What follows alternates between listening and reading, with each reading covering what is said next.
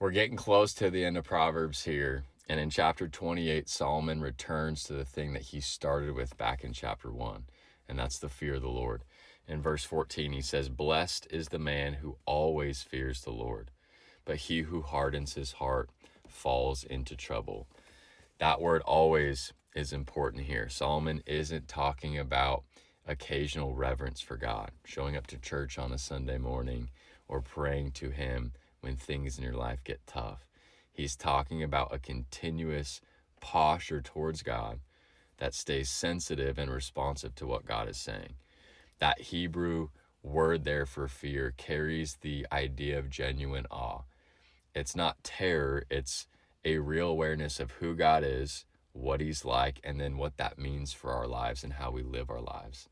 And the person who maintains that posture, who keeps it day in and day out, Solomon says is blessed. The contrast that he gives there is the hardened heart. And a hardened heart isn't something that necessarily happens overnight. It starts with small compromises, a conviction that you dismiss, a correction from God that you ignore, and then another and another until the sensitivity to God that was there starts to quiet down. The hardened heart is the accumulated result of repeatedly choosing to not respond to what God is saying.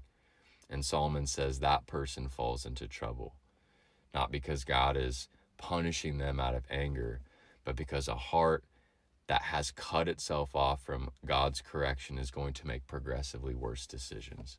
The writer of Hebrews says, "Today, if you hear his voice, do not harden your hearts." Today, not eventually, not when things feel right or I feel up to it, but today, right now.